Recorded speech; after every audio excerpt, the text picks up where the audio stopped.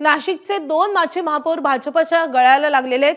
माजी महापौर विनायक पांडे आणि यतीन वाघ भाजपमध्ये प्रवेश करणार आहेत, तर काँग्रेसचे दिग्गज नेते शाहू खैरे हे देखील भाजपच्या वाटेवर असल्याची सूत्रांची माहिती आहे। गिरीश महाजन यांच्या उपस्थितीत हे पक्षप्रवेश पार पडणार आहेत। विनायक पांडे ठाकरेंच्या शिवसेनेचे दिग्गज नेते आहेत, तर शाहू खैरे देखील काँग्रेसचे मोठे नेते आहेत। भाजपचा एकाच वेळी काँग्रेस आणि ठाकरेंच्या सेनेला हा मोठा धक्का मानला जातोय। या संदर्भात अधिक अपडेट देण्यासाठी आपले प्रतिनिधी मुकुल कुलकर्णी आपल्या सोबत आहेत। मुकुल, नाशिकमध्ये भाजपमध्ये दोन्ही महत्त्वाचे पक्षप्रवेश होतात आगामी महापालिका निवडणुकीच्या पार्श्वभूमीवर। साधारणतः 11 वाजेच्या दरम्यान जलसंपदा मंत्री गिरीश महाजन यांच्या उपस्थितीमध्ये हे प्रवेश होणार आहेत।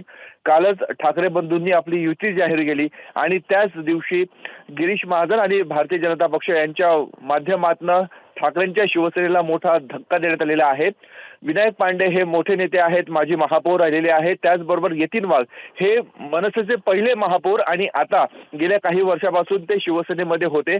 या दोघांचाही आज भाजपमध्ये प्रवेश होत आहे।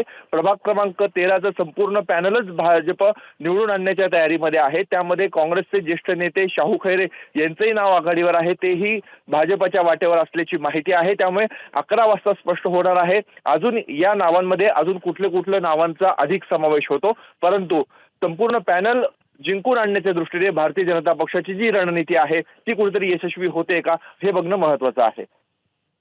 धन्यवाद मुकुल या माहितीसाठी। एबीपी माझा, उघडा डोळे बघा नीट।